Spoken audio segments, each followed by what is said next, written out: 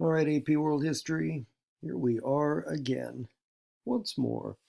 Um, we're going to make a run here at section 2. I'm kind of skeptical about getting it in 30 minutes, so I'm probably going to take more of an approach of just trying to take care of maybe 3 or 4 slides. We'll see how it goes, but this is a kind of like the Enlightenment. This is a big section here.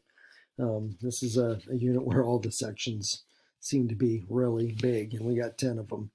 All right, so we're going to get going with, here's our title there. So we're going to kind of be focused on nationalism and a lot of revolutions, okay? Actually, it's kind of almost the other way around. It's like we're going to focus on revolutions, then we're going to really dig in deep into to nationalism. But we'll see how it all kind of fits together, all right? So a lot of this is going to launch off from the Enlightenment, right? Here's the reason why we start with the Enlightenment is it's going to be the inspiration for a lot of these early revolutions, 18th century, some early 19th century revolutions taking place. And, coming out of the Enlightenment, we have those, demands for rights, whether it's natural rights, democratic rights, whether it's constitutional governments. It's those kinds of thinking coming out of the Enlightenment that are going to lead to people beginning to want this. Okay, it's kind of like, all right, yeah, nice thought. Well, let's put it into action, and that's kind of where we see the Enlightenment as a really kind of a driver, inspiration, that sort of thing. Okay, all right. First revolution we start off with is our own. Okay. And so I'm going to give you the very quick version of the American Revolution. You're going to get the quick version of a bunch of them here. This is going to be, as hopefully some of you have learned before, hopefully, a revolt by British colonists over here in the other 13 colonies that the British had created, kind of going back to there toward the end of Unit 4. And a revolt that's going to center over a number of issues. One of them is just the concept of these colonists wanting to break away and politically, free themselves from the British Crown. They have their reasons for that. Some of it having to do with the long distance from the colonies to London. Some of it having to do with the lack of representation in the British government. For those people living out here in the 13 colonies. Some of that going on.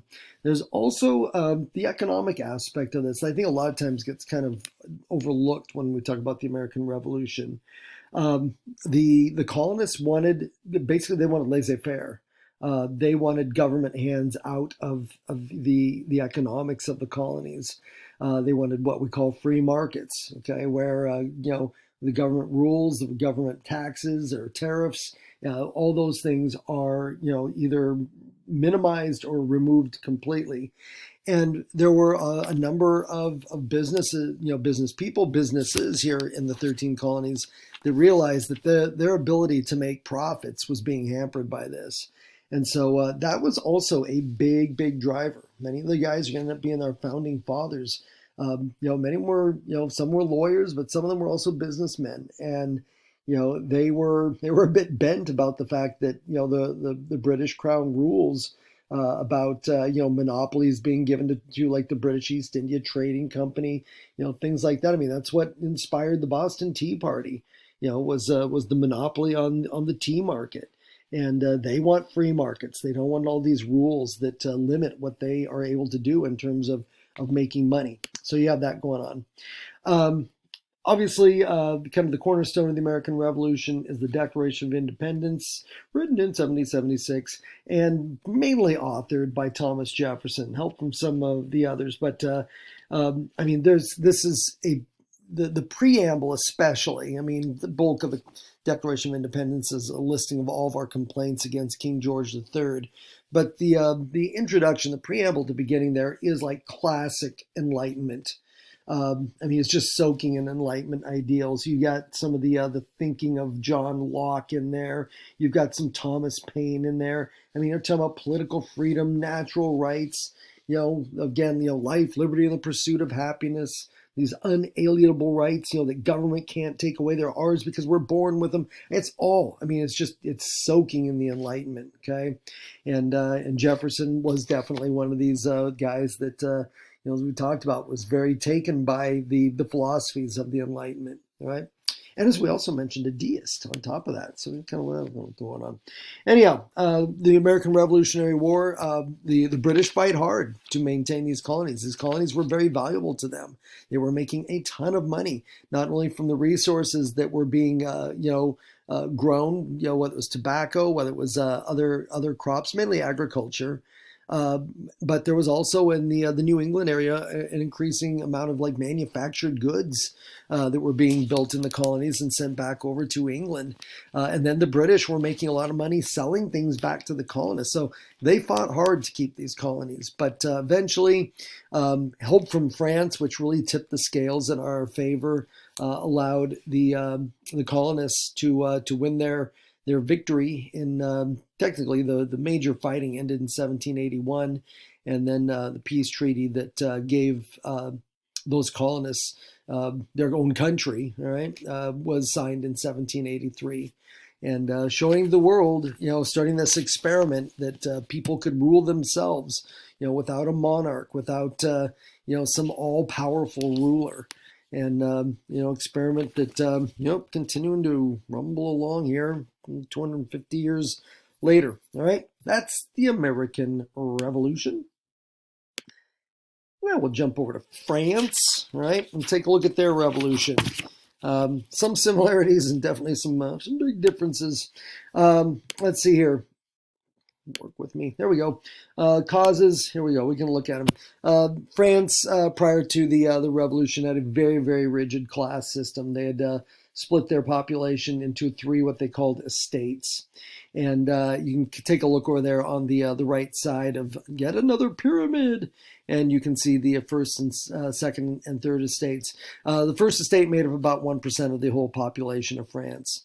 A lot of them, the top officials of the Catholic Church, a lot of clergy, and they lived well from those positions. We a lot of times think of our priests kind of take that vow of not poverty, but I mean they take a vow to live a very, very simple kind of minimalistic life.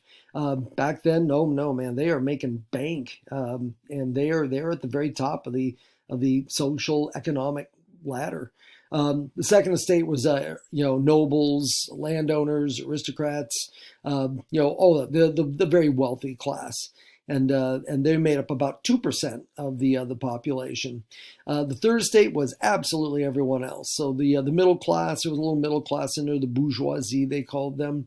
A lot of them were merchants, and some of them did pretty well for themselves. But the bulk of the third estate was the massive peasant population. They figure, well, like the little pyramid there shows you, about 80% of the French population was living on the edge. And just incredible wealth inequity here, or inequality here. And history teaches you can only play that game for so long, where you have a small, incredibly ultra wealthy at the top, and then this massive gap in between them and a huge part of the population living in extreme poverty. And so, yeah, that kind of gets into some of the economic issues that were going on. We could mention the taxation system, where you would think, okay, so you got all the wealthy up the top. There's not many of them, but you tax them. No, the bulk of the taxation under the French system was the third estate. First and second estate paid hardly anything in taxes.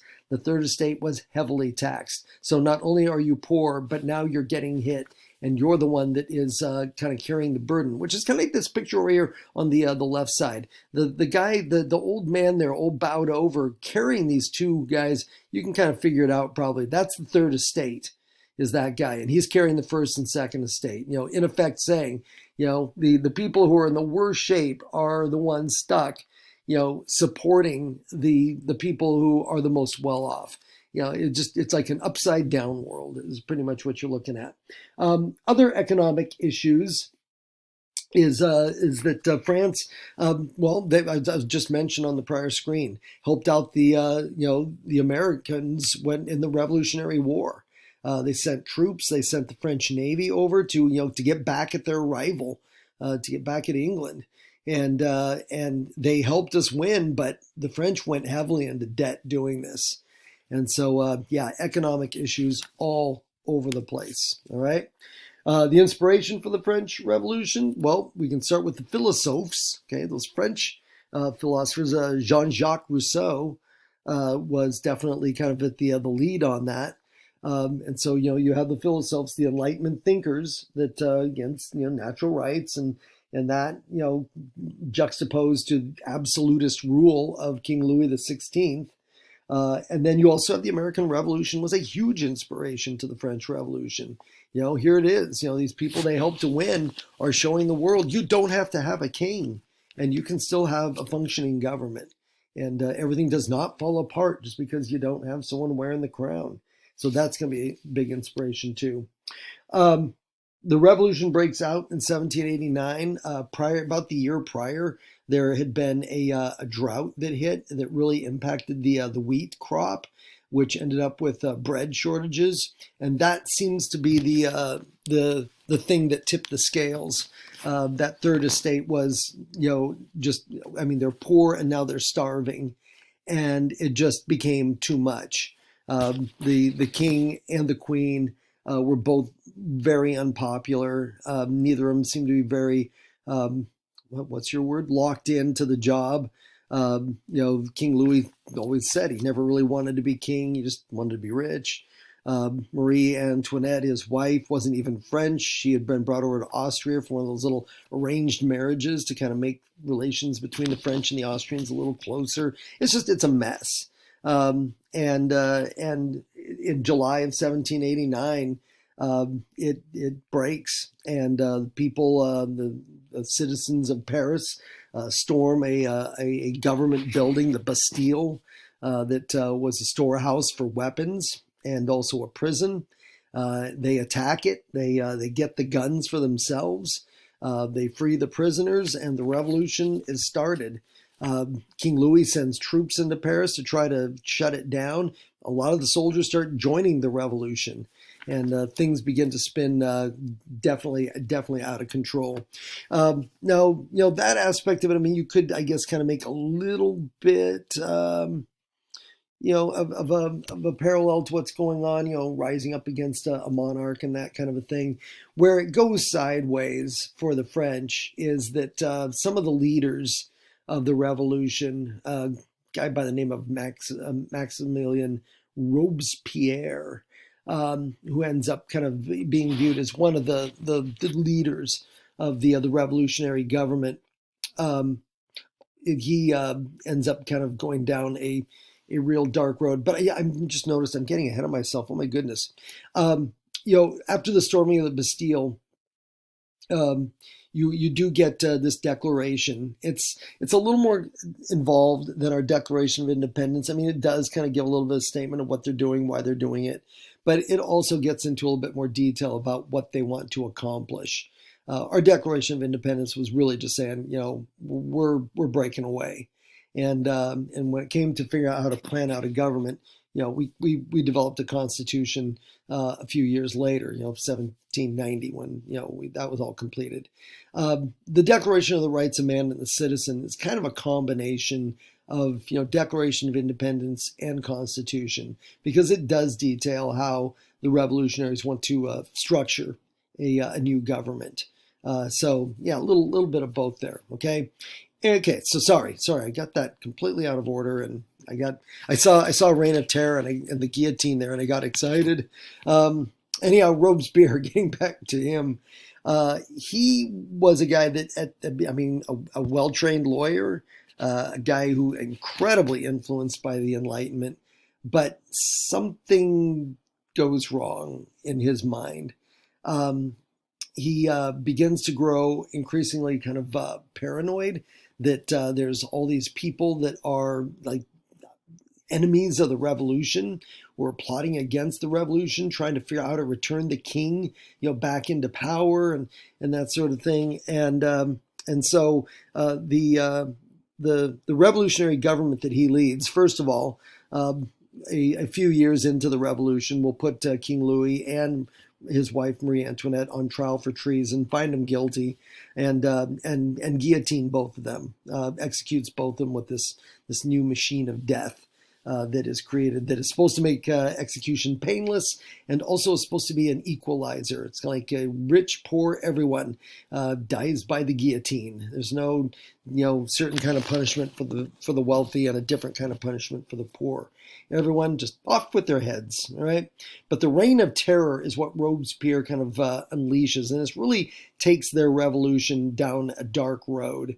And it causes the revolution to lose its way in many ways, because now they're just obsessed with hunting down these either real or, in many cases, imagined enemies of the revolution. They're just obsessed with this idea that people must die so the revolution lives, and eventually the solution to ending the terror is to execute Robespierre himself, the author of the Reign of Terror. And so once he is reined in and executed, the Reign of Terror comes to an end. And oh, wait a minute, no, let me get back here before I'm trying to move on too fast.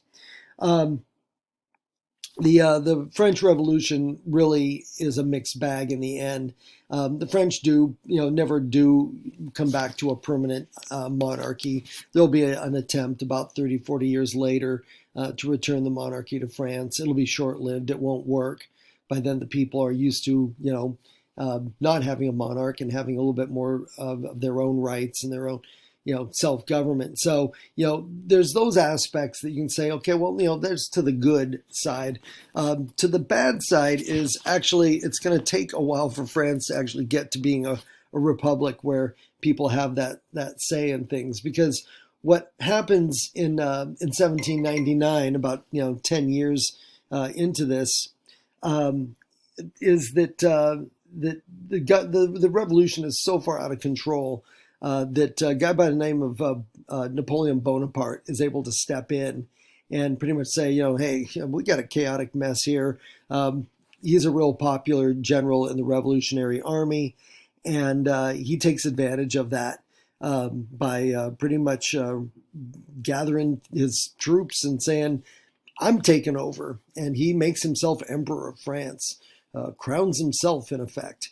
And he will, for about the next 15 years after that, he will run France in many ways just like King Louis had to an extent.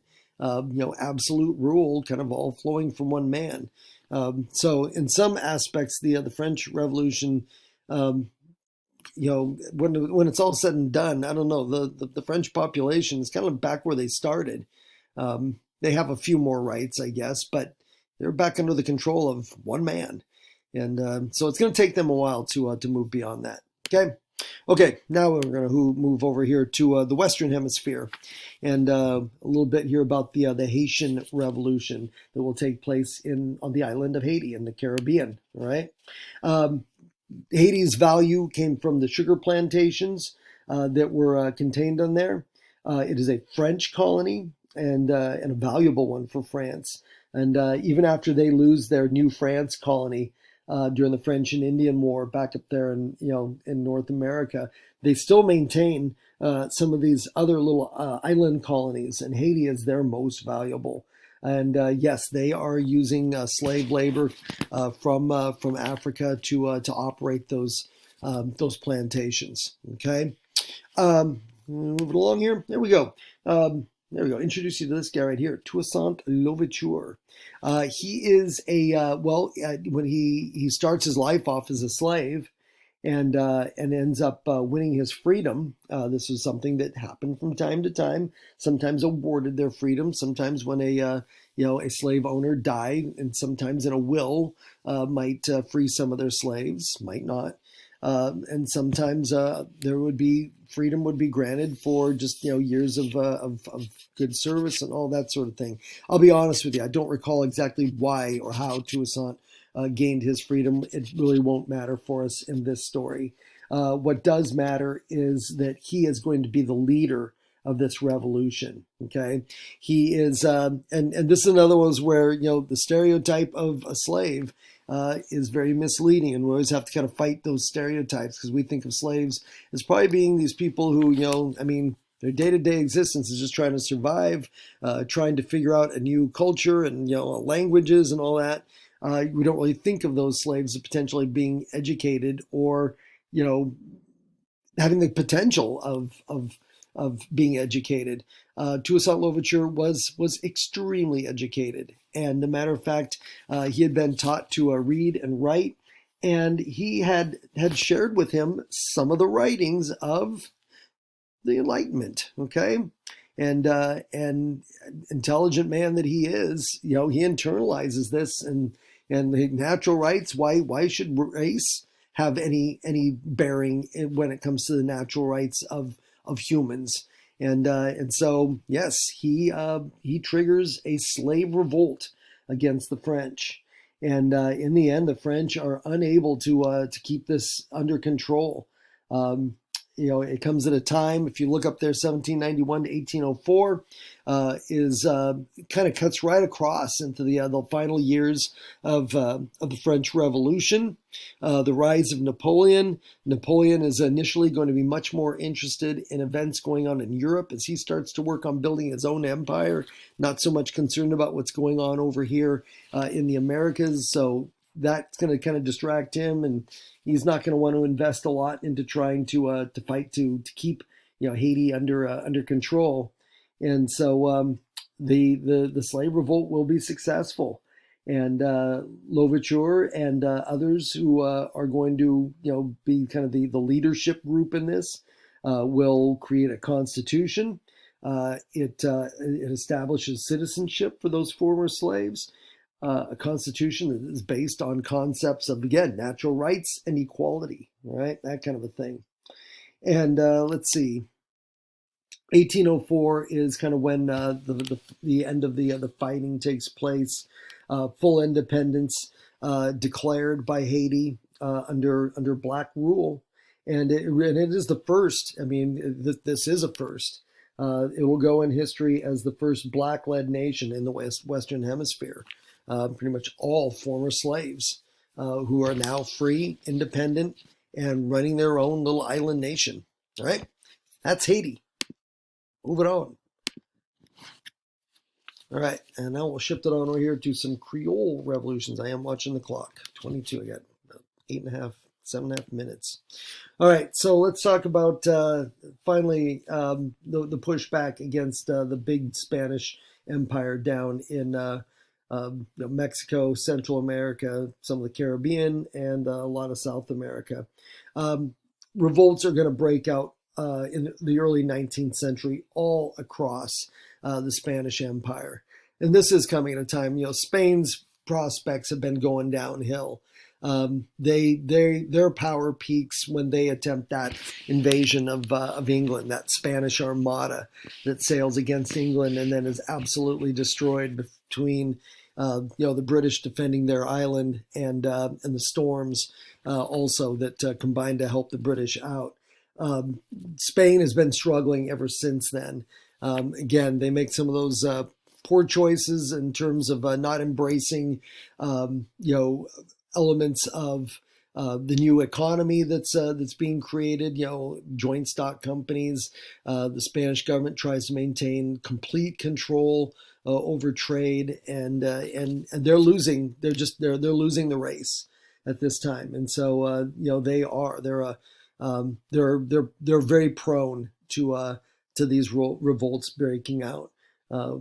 It's maybe not completely just totally apparent that they are getting weak, but whether it's just good timing, these revolts are coming at a time where Spain is not going to be able to defend what they have very, very easily. Okay. These revolts will also not just be against the Spanish government, but also against the entire social system that Spain had built in the Americas, the Costa system. And so this is also pushed back against that very rigid class system that they had created that you see again over there. Another pyramid, and to try to create again a greater sense of equality, and not that you're pigeonholed into these categories that you cannot get out of because it's all based on, race, ethnicity. Again, how much Spanish blood you have flowing through you. And if you don't have any, down you go, right? So it's also a revolt against that. A guy who is going to be involved in all of those countries that you see listed there, Simon Bolivar, okay? He is Creole himself, so he does have Spanish blood, but he also, he had been born and raised in the Americas to Spanish parentage. Is that even a word? I don't think so. But he is going to be another person who, again, some of that inspiration coming from the Enlightenment, and he is inspired to start these revolts in all of these different countries. The end result of a lot of these, what end up being called Creole revolutions, in part because of Bolivar and some of the others who joined Bolivar also are of the Creole class. Like I said, right there, it is kind of a mixed bag. I mean, it's good news, bad news. You will end up with a lot of independence being declared and new governments being formed that are free of Spanish control. We can kind of look at that as kind of a positive. Something that you'll see that to a certain extent still exists to this very day is a lot of those new governments kind of tend towards a little bit more of the classical conservatism that we were just learning about. They're not completely, obviously they're born out of change, and so to argue the status quo would mean that Spain's still in charge. So they're not that conservative. But when it comes to the new systems that they create, they actually they boost their own prospects as Creoles, but they don't offer a lot of ways to move up for your mestizo class, your Indians, your slave, blacks. That's still going to be kind of tough for them, and they're also not going to really, they're not going to really look at their independence movements as really including a lot of opportunity for women either. And so, in some of those new states that will be formed, it's almost kind of like, you're saying goodbye to one boss and just saying hello to another one. It's just now Creoles will be the ones in charge, but now they enforce their own kind of revised pyramid. So that's where we can kind of refer to it as kind of the mixed bag, the mixed results. All right, and I'm really running down low here. So this one, I'll just kind of get into a little bit of an introduction. Nationalism and the focus on Italy and Germany. Let's talk about nationalism at the first thing here. What we learned about last year in AP as a centripetal force, something that brings people together, okay? And typically the idea of nationalism is this kind of idea of identity. You identify with the other people that you share a country or a state, a nation with. There's a common language, common history, common customs, that kind of thing, okay? As I always am telling all my classes and my students, it's like, don't confuse nationalism with patriotism. Patriotism is simply, that's you love your country. Nationalism is a little more subtle and gets into that concept of identity. When we get up every morning in chapel and we do the Pledge of Allegiance, you could argue that you're professing your love of your country, and there's some patriotism to that, but there's also a nationalistic element to that as well, because we all stand and we all recite it together. It's the unity piece of that. Okay. So, our pledge, you could argue, is both a nationalist and a patriotic kind of an action or activity or, thing that we do every day. All right. Let's see, where are we going with this? So what we're going to see happen in the 19th century, so 1800s, is we're going to start to see the rise of these nation states, countries, okay, that have this really strong nationalist strain through them, where what's kind of causing the country to be formed, to be created, is that sense of identity amongst the people who live in it. All right. And I think that probably that's where I'm just going to hit the brakes. Okay. Probably be jumping onto this in class. We'll look at Italian unification, German unification, and yeah, somehow I still ended up about probably 2-3 slides short. Oh well, I tried to go as quick as I could. Anyhow, you got this, all right? And we will pick it up again in class. As always, hope you learned something, and see you next time. Bye.